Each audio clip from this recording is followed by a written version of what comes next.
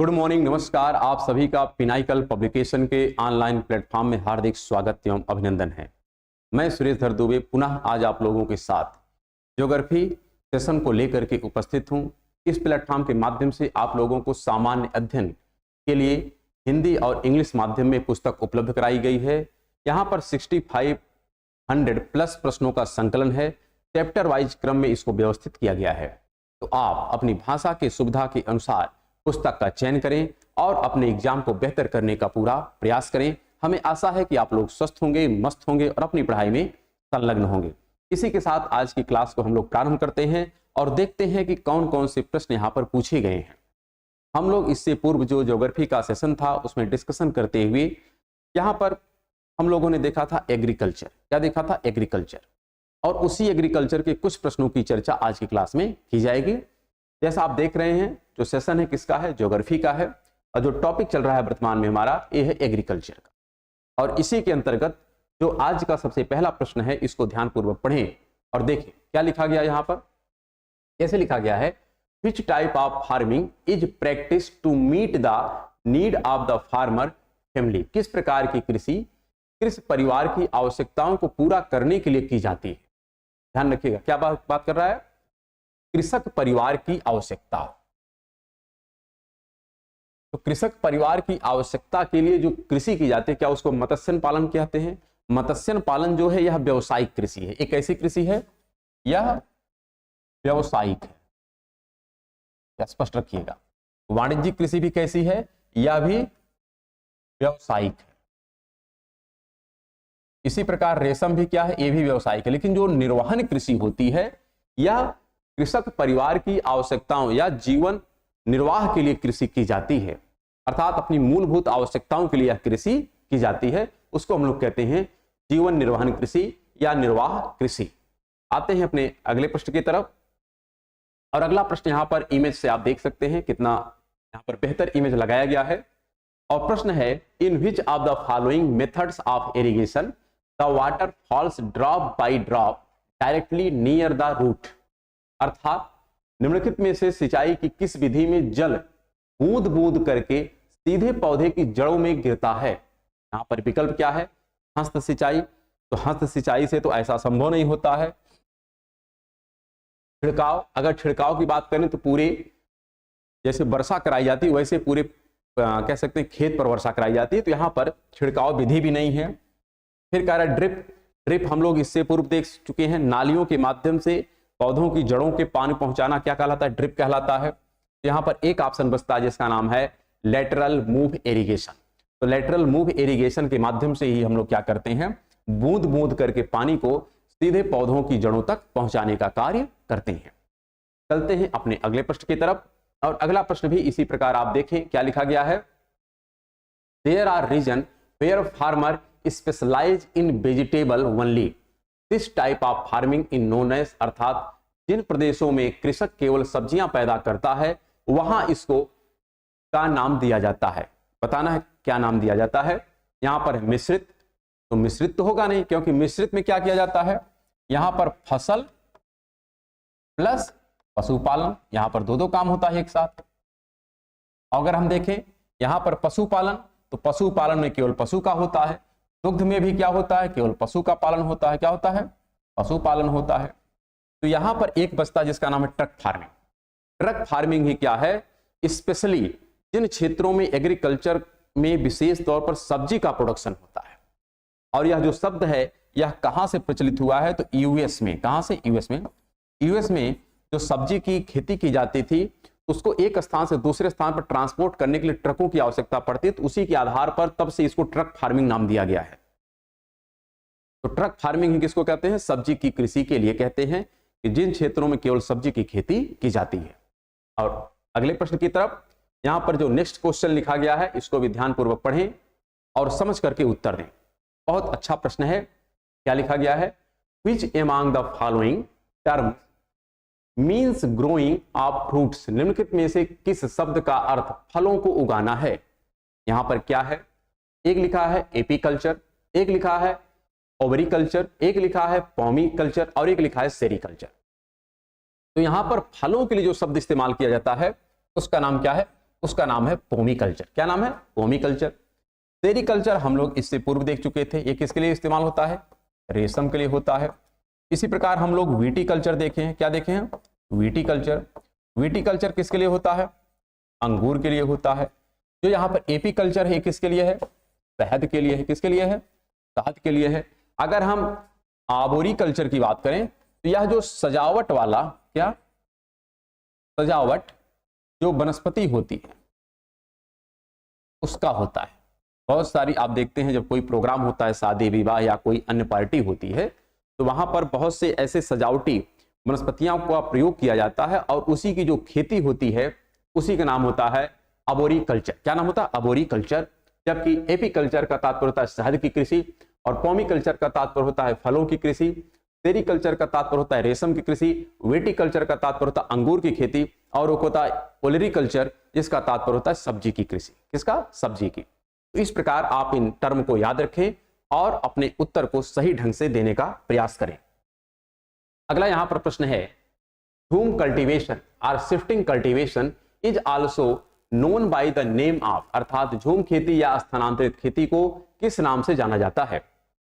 तो जैसा आप समझते हैं यह जो कृषि है विशेष तौर पर जो हमारे जनजातीय क्षेत्र होते हैं वहां पर प्रयोग की जाती है, क्योंकि जनजातीय क्षेत्र जिस क्षेत्र में रहते हैं वो होता है जंगल का क्षेत्र, और यदि जंगल के क्षेत्र में कृषि करनी है तो उनको जमीन की आवश्यकता पड़ेगी और जमीन को प्राप्त करने का एक ही मार्ग उनके पास होता है कि वन को जला देते हैं और जो वहां से भूमि प्राप्त होती है उसी भूमि पर खेती करते हैं।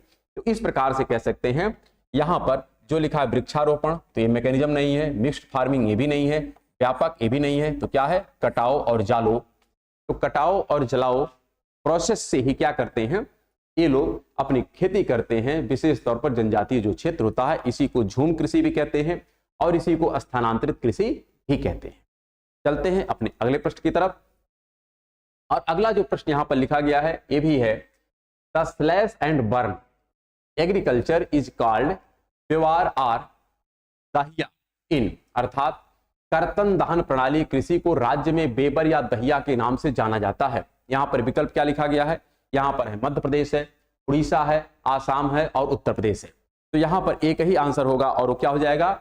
यहां पर हो जाएगा मध्य प्रदेश। मध्य प्रदेश में ही इसी को किस नाम से हम जानते हैं? तो बेबर या दहिया के नाम से जानते हैं। किसको? झूम कृषि को। किसको? झूम कृषि को, या इसी को कहते हैं स्थानांतरित कृषि को। स्थानांतरित कृषि को या झूम कृषि को ही मध्य प्रदेश में बेबर या दहिया के नाम से जानते हैं। चलते हैं अपने अगले प्रश्न की तरफ। और अगला प्रश्न यहां पर देखिए क्या लिखा गया है, इंडिया इज द, फिलअप करना है, producer of pulse and the, फिर यहां पर फिलअप करना है, कंज्यूमर ऑफ पल्स। भारत दालों का उत्पादक और दालों का उपभोक्ता है। तो भारत दालों का सबसे बड़ा उत्पादक है और सबसे बड़ा उपभोक्ता है। भारत जितना दाल पैदा करता पूरे विश्व में कोई नहीं करता, और भारत जितना दाल पैदा करता स्वयं खाता है, तो उपभोक्ता भी सबसे बड़ा है। तो इसलिए यहां पर होगा सबसे बड़ा, अर्थात डी विकल्प यहां पर सही हो जाएगा कि सबसे बड़ा यह उत्पादक है और सबसे बड़ा उपभोक्ता भी है। शेष आप देखेंगे तो सेकंड लार्जेस्ट तो ऐसा नहीं है, लार्जेस्ट सेकंड लार्जेस्ट ऐसा भी नहीं, सेकंड लार्जेस्ट और लार्जेस्ट तो ऐसा भी नहीं है। बेहतर क्या है कि उत्पादन भी अधिक और कंजम्पशन भी अधिक करता है। और इसी प्रकार जो अगला प्रश्न है इसको भी बहुत ध्यान से पढ़ें और उत्तर दें। क्या लिखा गया यहां पर, इन 2018 India was the producer of groundnut in the world. 2018 में भारत दुनिया में मूंगफली का उत्पादक था। विकल्प क्या है? यहां पर लिखा गया फोर्थ लार्जेस्ट है, थर्ड लार्जेस्ट है, लार्जेस्ट है, सेकंड लार्जेस्ट है। तो यहां पर क्या मूंगफली के उत्पादन में भारत नंबर 1 पर है? क्या नहीं, भारत मूंगफली की प्रोडक्शन में नंबर 2 पर है। किस पर है? नंबर 2 पर है। सबसे ज्यादा जो मूंगफली का प्रोडक्शन होता है किसका करता है? चीन। तो चीन मूंगफली के प्रोडक्शन में कहां पर है? टॉप पर। अगर बात करें कि भारत कौन कौन सी फसल को टॉप पर है, तो वहां पर आपको मिलता है, एक जैसे मिलता है जूट। क्या मिलता है? जूट। एक मिलता है दाल, एक मिलता है दूध। इनका प्रोडक्शन भारत नंबर 1 पर करता है। और अन्य की बात करें तो यहां पर जैसे आपको मिलता है गेहूं। क्या मिलता है? गेहूं, फिर यहां पर मिलता है दूसरा जिसका नाम है चावल। तो गेहूं चावल की अगर दृष्टिकोण से देखें तो भारत यहां पर सेकंड नंबर पर आता है, दूसरे नंबर पर आता है, क्योंकि पहले नंबर पर जो जाता है वो कौन जाता है? चाइना। यहां पर आप कपास भी डाल सकते हैं, क्या डाल सकते हैं? कपास। गेहूं चावल कपास में भारत सेकंड नंबर पर है। और अगर बात करें जूट दाल और दूध के स्तर पर तो भारत पहले नंबर पर आता है, भारत सर्वाधिक प्रोडक्शन करता है। लेकिन यहां पर मूंगफली के स्तर पर भारत किस नंबर पर है? दूसरे नंबर पर है। तो यहां चाहे तो मूंगफली आप डाल सकते हैं। चलिए आ जाते हैं अपने अगले क्वेश्चन पर। यहां पर जो नेक्स्ट क्वेश्चन लिखा गया है, it is a tropical as well as a subtropical crop, it grows well in hot and humid climate with a temperature of 21 degrees centigrade to 27 degrees centigrade and an annual rainfall between 75 centimeter and 100 centimeter. Which of the crops is being talked about in the information given above? यह एक उष्ण और उपोष्ण कटिबंधीय फसल है। यह फसल 21 डिग्री सेंटीग्रेड से लेकर के 27 डिग्री सेंटीग्रेड तापमान और 75 सेंटीमीटर से 100 सेंटीमीटर के बीच वार्षिक वर्षा वाली उष्ण और आर्द्र जलवायु में अच्छे से उगती है। ऊपर दी गई जानकारी में किस फसल की चर्चा की गई है? यहां पर विकल्प क्या है? कपास। तो कपास के लिए तो ये सही नहीं है। फिर मक्का, मक्का के लिए भी सही नहीं है, रबड़ के लिए भी सही नहीं है। तो ये जो आपको इंफॉर्मेशन दी गई है यह गन्ना की फसल के लिए दी गई। किसके लिए? गन्ना। क्योंकि गन्ना को अत्यधिक मात्रा में वर्षा भी चाहिए और अत्यधिक मात्रा में टेम्परेचर भी चाहिए, इसलिए इस पर्टिकुलर केस में जो फसल ग्रो करती है उसका नाम क्या है? गन्ना है, शुगर केन। आते हैं अपने अगले प्रश्न की तरफ। और अगला प्रश्न भी काफी अच्छा है, प्रीवियस एपिसोड में हम लोग इसके बारे में डिस्कस कर चुके हैं और उसी का यहां पर कह सकते हैं पुनः रिपीटेशन है, लेकिन दूसरे रूपों में है। क्या यहां पर प्रश्न है? Cotton requires temperature, light rainfall और irrigation, frost free day and bright sunshine for its grow. कपास को उगने के लिए तापमान, हल्की बारिश या सिंचाई, पाले से मुक्त, फिर फिलअप करना है, दिन और तेज धूप की आवश्यकता पड़ती है। तो वहां तो आपको स्पष्ट होगा, पाले से मुक्त कितना दिन चाहिए? 210 दिन चाहिए। तो 210 यहां मिलता है और 210 यहां मिलता है। लेकिन कपास को उगाने के लिए टेम्परेचर की बात हो गई, तो क्या यह कम टेम्परेचर को रिक्वायर करता है या अधिक टेम्परेचर की रिक्वायरमेंट होती है? यह तो स्पष्ट होगा कि अगर कम टेम्परेचर होगा तो पाला आ जाएगा, और पाला आ जाएगा तो फिर ग्रो नहीं करेगा। तो इसलिए इसको कैसा चाहिए? हाई टेम्परेचर चाहिए। कैसा चाहिए? High temperature. इसलिए इसका जो फिलअप होगा सबसे पहले होगा कपास को उगाने के लिए हाई टेम्परेचर, हल्की बारिश या सिंचाई, पाले से मुक्त 210 दिन और तेज धूप की आवश्यकता होती है। इसलिए आंसर जो हमारा हो जाएगा ये हो जाएगा पहला। और इसी के साथ आते हैं अपने अगले प्रश्न की तरफ। ठीक है, और अगला प्रश्न देखते हैं। यहां पर लिखा गया पहचाने अर्थात identify which of the following statement about agriculture in India are correct. अच्छा यहां पर रहते हैं दिखाई पड़ता है ना, इनकरेक्ट। अर्थात पहचाने कि भारत में कृषि के संबंध में निम्नलिखित में से कौन से कथन सही है। पहला क्या लिखा है? Rabi crops are sown in India from October to December and harvest from April to June. तो क्या यह सेंटेंस सही है या गलत? ये बात ठीक है, कोई दिक्कत नहीं है। जो रबी की फसल होती है ये सामान्यतया शीत ऋतु की फसल है, अर्थात इसको अक्टूबर नवंबर के पास इसको लगाया जाता है और वही अप्रैल जून तक इसको काट लिया जाता है। तो ये सेंटेंस सही है। फिर लिखा है important crops grown during rabi in India are paddy, maize, grass, soybean and mustard. अर्थात भारत में रबी के दौरान उगाई जाने वाली महत्वपूर्ण फसलों में लिखा है धान, मक्का। तो धान और मक्का रबी की फसल तो है नहीं। हाँ, चना, सोयाबीन, सरसों मान सकते हैं, लेकिन यहां पर धान और मक्का तो है नहीं। तो जब धान मक्का नहीं थे तो गलत हो गया, ये नहीं हो सकता। फिर लिख रहा है Aus, Aman and Boro are 3 crops of paddy in Assam, West Bengal and Odisha. अर्थात आस, अमन और बोरो असम, पश्चिम बंगाल और ओडिशा में धान की 3 फसलें हैं। क्या यह सेंटेंस सही है गलत? तो यह सेंटेंस सही है। और इस प्रकार से अगर हम आंसर देखें तो हमारा आंसर हो जाएगा पहला और तीसरा, अर्थात यहां पर विकल्प नंबर बी सही हो गया। और इसी के साथ आते हैं अपने अगले प्रश्न पर और इसको भी ध्यानपूर्वक पढ़ करके हम लोग उत्तर देंगे। क्या लिखा गया यहां पर? स्लैश एंड बर्न एग्रीकल्चर मिलान करना है। स्लैश एंड बर्न एग्रीकल्चर का एक तरफ नाम है और एक तरफ इसका राज्य है कि किस राज्य से कौन सी यहां पर फसल, मतलब किस राज्य में इसका क्या नाम रखा गया है। तो यहां पर अगर हम नाम की बात करें तो कुछ नाम है जो हमारे लिए महत्वपूर्ण है। क्या क्या लिखा गया है? जैसे लिखा गया है तहिया, फिर लिखा गया है कुरबा, फिर लिखा गया है वरिंगा, फिर लिखा गया है पेंडा। तो यहां पर ध्यान रखिएगा, अगर मिलान करें तो दहिया जो है ये मध्य प्रदेश में है। कहां पर है? मध्य प्रदेश में। दहिया कहां पर है? मध्य प्रदेश में है। और कुरुबा जो है ये है झारखंड में। कहां पर है? झारखंड में है। तो अगर आप इस दो विकल्प को मिलान कर लेते हैं तो ए का 4 हो जाएगा और फिर बी का 1 हो जाएगा। तो ए का 4 बी का 1 केवल किस विकल्प में मिल रहा है? सी में मिल रहा है। और इस प्रकार से आप देखेंगे जो ब्रिंगा है अर्थात बरिंगा, ये कहां पर है? ये आपको मिलता है उड़ीसा में। कहां मिलता है? उड़ीसा में। और पेंडा जो है ये कहां मिलता है? ये है आंध्र प्रदेश। अर्थात ये जो नाम लिखे गए हैं दहिया, कुरुबा, वरिंगा या पेंडा, ये सब स्थानांतरित कृषि या झूम कृषि के ही नाम है। किसके नाम है? स्थानांतरित कृषि या झूम कृषि के ही नाम है और इन्हीं का मिलान है अलग अलग राज्यों से। तो इसके बारे में हमको ध्यान रखना है कि जिससे किसी प्रकार की कोई त्रुटि ना हो। अब आते हैं अपने अगले प्रश्न की तरफ। और अगला प्रश्न यहां पर देखिए काफी अच्छा लिखा गया है और काफी छोटा प्रश्न है। क्या लिखा गया यहां पर? Which country is the leading producer of rice? कौन सा देश चावल का सबसे बड़ा उत्पादक है? विकल्प क्या है? चाइना है, जापान है, भारत है और मिस्र है। तो आप सभी लोगों को स्पष्ट होगा कि सर्वाधिक चावल का प्रोडक्शन कौन करता है? चाइना करता है। और दूसरे नंबर पर कौन है? भारत है। हम लोगों ने इससे पूर्व भी देखा है। तो यहां पर आंसर क्या हो जाएगा? चाइना। चलिए इसी के साथ अपने अगले प्रश्न की तरफ चलते हैं और अगले प्रश्न को भी ध्यानपूर्वक पढ़ करके ही हम लोग उत्तर देंगे। क्या लिखा गया यहां पर? In India initially high yield variety जो प्रोडक्शन होता है was implemented in about how much area?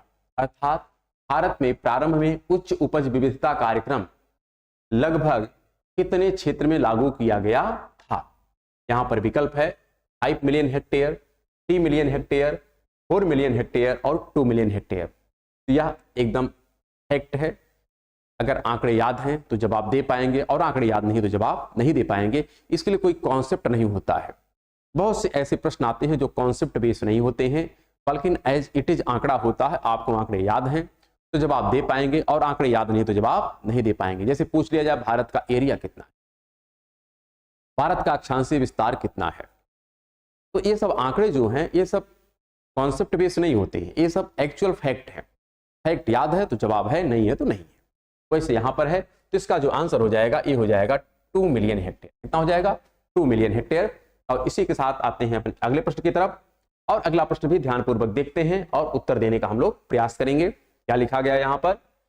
In the first phase of the green revolution the use of high yield variety seed was restricted to the more affluent of which group of state? अर्थात यहां पर हम कह सकते हैं हरित क्रांति के पहले चरण में HYB बीजों का उपयोग किस समूह के राज्यों के अधिक संपन्न लोगों तक सीमित था? प्रारंभ में जब हरित क्रांति जैसी संकल्पना आई तो वहां पर जो हम लोग फसल ग्रो करने के लिए बीज प्रयोग करते थे ये बीज होते थे हाई यील्ड वैरायटी वाले, उन्नत किस्म के बीज होते थे जो काफी महंगे होते थे। इसको हम लोग संकर बीज भी कह सकते हैं। तो इस प्रकार से इस बीज का प्रयोग सब लोगों के लिए सहज नहीं था। वही लोग करते थे जो संपन्न थे और संपन्नता के आधार पर वहां पर एक व्यवस्था भी तो हो जहां पर हम फसल ग्रो कर सकें, अर्थात वहां पर सिंचाई की व्यवस्था भी हो, संपन्नता भी हो, तब जाकर के यह फसल ग्रो होती है। तो यहां पर विकल्प दिया गया है पंजाब, राजस्थान, मध्य प्रदेश। तो यहां पर आप समझिए ना तो राजस्थान में उतनी सिंचाई की व्यवस्था है ना तो मध्य प्रदेश में है और यहां पर काफी आबादी उतना हाई इनकम वाली है नहीं, इसलिए विकल्प तो हो नहीं सकता। फिर लिखा गया पंजाब, हरियाणा, मध्य प्रदेश। पंजाब हरियाणा मान सकते थे लेकिन मध्य प्रदेश आकर के यहां पर फिर बिगाड़ दिया। फिर लिख रहा है पंजाब, तमिलनाडु और आंध्र प्रदेश। हाँ ये बात ठीक है कि यहां पर पंजाब है, तमिलनाडु है और आंध्र प्रदेश तीनों यहां पर ठीक ठाक स्थिति में है और तीनों राज्यों में सिंचाई की भी पर्याप्त सुविधाएं उपलब्ध है, नहर की व्यवस्थाएं हैं, अर्थात सिंचाई की यहां पर व्यवस्था बेहतर है। तो इसलिए आंसर यही होगा, क्योंकि नीचे जैसे आएंगे पुनः यहां पर मध्य प्रदेश आ जाता है और मध्य प्रदेश आकर के पुनः इसको क्या करता है, बिगाड़ देता है। इसलिए ये प्रश्न का जो आंसर होगा ये हो जाएगा सी। क्या हो जाएगा? सी। और इसी के साथ अपने अगले प्रश्न की तरफ चलते हैं और अगले प्रश्न को भी ध्यानपूर्वक पढ़ करके हम लोग उत्तर देंगे। क्या लिखा गया यहाँ पर? Which of the following major Indian crops require high temperature above 25 degree centigrade and high humidity? निम्नलिखित में से किस प्रमुख भारतीय फसल को उच्च तापमान अर्थात 25 डिग्री सेंटीग्रेड से ऊपर और उच्च आर्द्रता की आवश्यकता होती है? यहाँ पर क्या क्या विकल्प लिखा गया है? लिखा गया है ग्राम अर्थात चना, पीस अर्थात मटर, राइस अर्थात चावल, व्हीट अर्थात गेहूं। तो आपको बताना है किस प्रमुख भारतीय फसल को उच्च तापमान अर्थात 25 डिग्री सेंटीग्रेड प्लस और उच्च आर्द्रता, तो क्या लगता है? चना को पानी चाहिए और गर्मी चाहिए, ये तो ठंडी का फसल है, मटर भी ठंडी का है, गेहूं भी ठंडी की फसल है, तो बचा क्या? चावल। चावल को हाई टेम्परेचर और हाई ह्यूमिडिटी चाहिए। जब हाई टेम्परेचर हाई ह्यूमिडिटी मिलती है तो जो चावल की फसल है अच्छी तरीके से ग्रो करती है। चलते हैं अपने अगले प्रश्न की तरफ और अगला प्रश्न भी काफी अच्छा है। क्या है? लिखिए विच of the following is not a goal for green revolution, अर्थात निम्नलिखित में से कौन सा हरित क्रांति का लक्ष्य नहीं है? जैसा हमने प्रीवियस एपिसोड में देखा है उसी टाइप का प्रश्न यहां पर भी लिखा गया है। क्या है विकल्प? राइस इन क्रॉप प्रोडक्टिविटी, फसल उत्पादकता में वृद्धि। तो सही बात है, हरित क्रांति का यह उद्देश्य था कि फसल की प्रोडक्टिविटी में वृद्धि करना और इसी के परिणाम स्वरूप हम क्या करेंगे? खाद्यान्न की उपलब्धता सुनिश्चित करेंगे। तो ये तो सेंटेंस सही है, ये सही हो गया। फिर क्या लिखा गया है? उर्वरकों का प्रयोग, तो ये भी सेंटेंस सही है, क्योंकि अगर आपको बहुत ज्यादा प्रोडक्शन करना है खाद्यान्न फसलों का तो आपको रासायनिक उर्वरक का प्रयोग करना ही पड़ेगा, बगैर उसके तो संभव नहीं है। फिर है खाद्यान्न फसलों में वृद्धि, ये इसका प्राइमरी लक्ष्य है। लेकिन यहां पर लिखा सिंचाई का विस्तार, तो सिंचाई के विस्तार की यह संकल्पना नहीं देता है। ध्यान रखिएगा, यह सिंचाई के विस्तार की संकल्पना नहीं देता है कि सिंचाई का विस्तार किया ही जाए। इसलिए यही क्या हो जाएगा? आंसर हो जाएगा, क्योंकि कह रहा है लक्ष्य नहीं है। ध्यान रखिएगा, प्रश्न पूरा पढ़ना है। अगर आप पढ़ लिए कि हरित क्रांति का लक्ष्य यहीं तक पढ़ के रह गए तब तो उत्तर आप हो सकता है पहला दे सकते हैं, दूसरा दे सकते हैं, तीसरा दे सकते हैं। यदि आपने प्रश्न पूरा पढ़ा तो जाकर के आप उत्तर चौथा देंगे। इसलिए आपको प्रश्न पूरा पढ़ना, आधा नहीं पढ़ना है। चलते हैं अगले प्रश्न पर और यहां पर जो नेक्स्ट क्वेश्चन लिखा गया है, in rain forest which kind of cultivation is practised, वर्षा वनों में किस प्रकार की कृषि की जाती है? क्या ड्राई फार्मिंग की जाती है? जब वर्षा का वन है तो ड्राई फार्मिंग क्यों करेंगे? शुष्क कृषि हम क्यों करेंगे? शुष्क कृषि तो ऐसे क्षेत्र में की जाती है जो सेमी एरिड या तो एरिड होता है, ऐसे में तो ये तो होगा नहीं। फिर लिखा है वर्टिकल्चर। वर्टिकल्चर कहाँ किया जाता है? वर्टिकल्चर तो ज्यादातर हम कह सकते हैं जो हमारे पहाड़ी क्षेत्र होते हैं जहां पर बागानी टाइप की कृषि की जाती है, तो ये भी तो नहीं हो सकता है। फिर लिखा है वेदिका। वेदिका भी आपका पहाड़ी क्षेत्रों में ही होता है, जिसको हम कहते हैं एक प्रकार से सीढ़ीदार कृषि नहीं बल्कि इसको वेदिका ही कहते हैं, ठीक है ना। तो यह भी पहाड़ी क्षेत्रों में होती है। लेकिन जो लिखा है स्लैश एंड बर्न, कर्तन एवं दहन, तो कर्तन और दहन को ही हम लोग क्या कहते हैं? स्थानांतरित कृषि कहते हैं, झूम कृषि कहते हैं। तो सही तो आंसर यही डी वाला, क्योंकि वर्षा वनों में किस प्रकार की खेती की जाती है? जहां पर वर्षा अधिक होगी तो वर्षा अधिक होने के परिणाम स्वरूप वहां पर अधिक वन होंगे, वृक्ष होंगे, और यदि वहां पर कृषि करनी है तो ज्यादातर वन में रहते कौन है? आदिवासी लोग ही रहते हैं। सामान्य लोग वहां पर जाते ही नहीं, वहां पर रहते ही नहीं है। तो ऐसे में यदि उन लोगों को प्रोडक्शन करना है तो वन को काटना पड़ेगा, तो काटने में बहुत लंबा वक्त लगेगा। तो एक ही उपाय है कि क्या करें? उसको जला दें, और जो वहां से भूमि की प्राप्ति होगी उस भूमि पर हम लोग क्या करें? फसल को ग्रो कर लें। तो इसलिए आंसर हो जाता है स्लैश एंड बर्न अर्थात कर्तन और दहन की कृषि। आते हैं अपने अगले प्रश्न की तरफ और अगला जो प्रश्न यहाँ पर लिखा गया है इसको भी ध्यानपूर्वक हम लोग पढ़ते हैं और समझ करके उत्तर देंगे। क्या लिखा गया यहाँ पर? यहाँ पर purple revolution was launched by the union minister of science and technology in Jammu and Kashmir. This revolution is related to cultivation of which crop? बैगनी क्रांति अर्थात पर्पल रिवोल्यूशन को केंद्रीय विज्ञान और प्रौद्योगिकी मंत्रालय द्वारा जम्मू और कश्मीर में शुरू किया गया था। यह क्रांति किस खेती से संबंधित है? यह उस समय का समकालीन मुद्दा था, तो करंट अफेयर्स के अंतर्गत इस प्रश्न को पूछा गया है, लेकिन सौभाग्य से इसका संबंध ज्योग्राफी से। इसलिए ज्योग्राफी के अंतर्गत इसको मेंशन किया गया है। यहाँ पर विकल्प क्या है, गेंदे का फूल। तो गेंदे के फूल को हम लोग पर्पल रिवोल्यूशन नहीं कहते हैं। फिर लिखा है कश्मीरी गुलाब, इसको भी नहीं कहते हैं। हाँ, लेवेंडर एक पुष्प है। लेवेंडर क्या है, ये भी एक प्रकार का पुष्प है और इसका जो रस निकलता है, इस रस की कीमत काफी ज्यादा होती है। तो इसी को ध्यान में रख करके यहां पर ministry of science and technology ने इस रिवोल्यूशन को शुरू किया था। तो यह तत्कालीन प्रश्न था, काफी अच्छा प्रश्न था, इसलिए यहां से बना है। अब आ जाते हैं अपने अगले प्रश्न की तरफ। और अगला जो प्रश्न यहां पर लिखा गया है, the planning commission of India has divided into how many agro climate zone, अर्थात भारत के योजना आयोग ने भारत को कितने कृषि जलवायु क्षेत्रों में विभाजित किया है। विकल्प क्या लिखा गया है, 15, 25, 20 और 18। तो सही आंसर यहां पर हो जाएगा 15। यह भी एज इट इज आंकड़ा है। आपको डाटा याद है तो जवाब दे पाएंगे, नहीं याद है तो नहीं दे पाएंगे। अर्थात योजना आयोग जो है यह इंडियन एग्रीकल्चर को 15 जोन में डिवाइड किया है। ठीक है, चलते हैं अपने अगले प्रश्न की तरफ। और अगला प्रश्न भी काफी अच्छा है, इसको भी ध्यानपूर्वक आप पढ़ें और उत्तर दें। क्या लिखा गया यहां पर, which crop grows best on black soil, निम्न में से किस फसल के लिए काली मिट्टी सर्वाधिक उपयुक्त है। कॉफी, मक्का, बाजरा, कपास। किसके लिए, कपास के लिए। कपास के लिए ही काली मिट्टी का जो यूज है सबसे ज्यादा होता है। और एक प्रकार से कपास की खेती के लिए, जैसा हमने पहले ही देखा, हाई टेम्परेचर चाहिए और 210 दिन मिनिमम पाला रहित दिन होना चाहिए। ठीक, और साथ में काली मिट्टी होनी चाहिए। ये सब जो रिक्वायरमेंट है किसके लिए, एक कपास की खेती के लिए है। और ये सब जो आपको स्थितियां देखने को मिलती हैं, प्रायद्वीपीय भारत का जो दक्कन का ट्रैप है वहां पर मिलती है।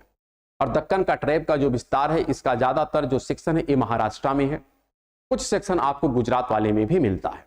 इसलिए हम कह सकते हैं जो कॉटन की कृषि है यह कहां पर की जाती है, तो महाराष्ट्र और गुजरात में की जाती है। अगला प्रश्न है, which crop does not require high rainfall and high temperature, निम्न में से किस फसल के लिए अधिक वर्षा और उच्च तापमान की आवश्यकता नहीं होती है। विकल्प क्या क्या लिखा गया है, राइस चावल के लिए, जूट मैज मक्का के लिए, और कॉटन कपास के लिए। तो आप बताइए क्या प्रश्न पूछा गया है, किस फसल के लिए अधिक वर्षा और उच्च तापमान की आवश्यकता नहीं, ध्यान रखिएगा, नहीं चाहिए। तो क्या चावल बगैर टेम्परेचर और वर्षा की उग सकता है क्या, नहीं, तो ही नहीं है। जूट को भी क्या चाहिए, जूट को भी अत्यधिक मात्रा में क्या चाहिए, वर्षा चाहिए और टेम्परेचर चाहिए, ये भी तो आवश्यक है, ये भी नहीं होगा। फिर क्या लिखा है, मक्का। अब मक्के के लिए क्या बताइए, हाई टेम्परेचर और हाई वर्षा की आवश्यकता पड़ेगी कि नहीं पड़ेगी। तो यहां पर आप ध्यान रखिएगा, मक्के के लिए हाई टेम्परेचर और हाई वर्षा की आवश्यकता नहीं पड़ेगी। हाँ, ये बात ठीक है, यह भी गर्मी की ही फसल है, अर्थात यह भी खरीफ की ही फसल है, इसको भी टेम्परेचर और वर्षा चाहिए, लेकिन उतना नहीं चाहिए जितने की आवश्यकता है। कपास के लिए भी इतनी आवश्यकता नहीं है कि अधिक वर्षा और उच्च तापमान। तो यहां पर केवल मक्का है जिसके लिए अधिक टेम्परेचर और अधिक, क्योंकि मक्का क्या है, मक्का एक प्रकार से मोटा अनाज है। मोटा अनाज के लिए टेम्परेचर रहे कोई दिक्कत नहीं है, लेकिन वर्षा कम रहेगी तो भी काम चलता है। ठीक, तो जितने मोटे अनाज होते हैं एक कम वर्षा वाले क्षेत्र में ग्रो किए जाते हैं, बेहतर ढंग से एक ग्रो हो जाते हैं। ठीक है, अगले प्रश्न पर आते हैं। अगला प्रश्न लिखा गया है, which of the following pairs of state and type of crops is are correctly matched with respect to rice cultivation, चावल की खेती के संदर्भ में राज्य और फसल के प्रकार का कौन सा या से युग्म सुमेलित है। पहला लिखा गया यहां पर, हमको मैच कराना है। पंजाब यहां पर लिख रहा है सब्सिस्टेंस क्रॉप, अर्थात पंजाब जो है निर्वाह फसल ग्रो करता है। क्या ये बात सही है, गलत है। पंजाब में व्यावसायिक कृषि होती है, जीवन निर्वहन कृषि नहीं की जाती है। जीवन निर्वहन कृषि ज्यादातर उत्तर प्रदेश और बिहार के सेक्शन में होती है, जहां पर पॉपुलेशन अधिक होती है और क्षेत्र कम होता है, वहां पर ज्यादातर जीवन निर्वहन कृषि की जाती है। जहां पर वाणिज्यिक कृषि होती है वहां पर खेत बड़े होते हैं। तो यहां पर ये तो गलत हो गया। दूसरा, उड़ीसा में कमर्शियल खेती की जाती है, गलत है। उड़ीसा में जीवन निर्वहन कृषि की जाती है, तो जस्ट अपोजिट दिया है। उड़ीसा में जीवन निर्वाहन और पंजाब में क्या होता है, कॉमर्शियल होता है। तो इस आधार पर दोनों गलत हो गया और आंसर इस आधार पर क्या हो जाएगा, ना तो 1 ना तो 2। क्या हो गया यहाँ पर, सी विकल्प सही हो गया। और आते हैं अपने अगले प्रश्न पर, और अगले प्रश्न को भी ध्यानपूर्वक पढ़ करके हम लोग उत्तर देंगे। क्या लिखा गया यहाँ पर, it is crop which is used both as food and fodder. It is kharif crop which require a temperature between 21 degree centigrade to 27 degree centigrade and grow well in odd alluvial soil. The above given statement talk about which of the following crops? यह एक ऐसी फसल है जिसका उपयोग खाद्यान्न और चारे दोनों के लिए किया जाता है। यह एक खरीफ फसल है जिसे उगाने के लिए 21 डिग्री सेंटीग्रेड से 27 डिग्री सेंटीग्रेड के ताप की आवश्यकता होती है और यह पुरानी जलोढ़ मिट्टी की आवश्यकता होती है। उपरोक्त में से निम्नलिखित में से किस फसल का वर्णन किया गया है? तो देखो यहां पर अगर हम बात करें चुकंदर का और बाजरा, मक्का और कॉफी, सपोज दैट ये चारों फसल हैं और हमको यहां पर चयनित करना, तो यहां पर एक शर्त लिखा गया है जिसका उपयोग खाद्यान्न और चारा, ध्यान रखिएगा खाद्यान्न और चारा, पहला कंडीशन, दूसरा टेम्परेचर और तीसरा यहां पर पुरानी जलोढ़। क्या, पुरानी जलोढ़। तो ध्यान रखिएगा चुकंदर का दोनों दृष्टिकोण से प्रयोग नहीं होता है, काफी का भी दोनों दृष्टिकोण से प्रयोग नहीं होता है। बचा क्या, बचा आपके पास बाजरा और मक्का। क्या बचा, बाजरा और मक्का। तो बाजरा ज्यादातर आपका चारे के लिए ही प्रयोग किया जाता है, इसका खाद्यान्न में प्रयोग बहुत लिमिटेड है। तो बचता कौन है, मक्का। मक्के का प्रयोग हम लोग खाद्यान्न के रूप में भी बहुतायत में करते हैं और चारे के रूप में भी बहुतायत में करते हैं, और इसको ग्रो करने के लिए टेम्परेचर 21 से 27 होना चाहिए। साथ में जो सॉइल होगी ये कैसी होगी, पुरानी जलोढ़ होगी। कैसी होगी, पुरानी जलोढ़ होगी। तो ये इसका आंसर क्या हो जाएगा, सी हो जाएगा। और इसी के साथ आते हैं अपने अगले प्रश्न पर, और अगला प्रश्न भी ध्यानपूर्वक हम लोग देखते हैं। क्या लिखा गया है, which of the following types of agriculture is known as jhum in Assam. अर्थात निम्नलिखित में से किस प्रकार की कृषि को असम में झूम के नाम से जाना जाता है। यह भी प्रीवियस टाइप के ही प्रश्नों पर आधारित है और यह इस एपिसोड का लास्ट प्रश्न है। विकल्प पहले पढ़ लेते हैं। क्या लिखा गया है यहाँ पर, इंटेंसिव फार्मिंग, गहन खेती। तो गहन कृषि नहीं की जाती क्योंकि यहाँ पर ऊपर लिखा गया ना, ध्यान से देखो, झूम, झूम को ही हम लोग क्या कहते हैं, स्थानांतरित, अर्थात जला दो, जो खेत की प्राप्ति हुई, जमीन की प्राप्ति हुई, उसमें खेत या फसल ग्रो कर लो। तो इसका वृक्षारोपण भी नहीं है, ना तो गहन है, ना तो वृक्षारोपण है, ना तो निर्वाह है क्या, स्थानांतरित कृषि। क्या है, स्थानांतरित कृषि। और इसी के साथ इस एपिसोड को आज यहीं पर हम लोग विराम देते हैं और हम लोग पुनः नेक्स्ट एपिसोड में मिलेंगे। तब तक के लिए नमस्कार, धन्यवाद।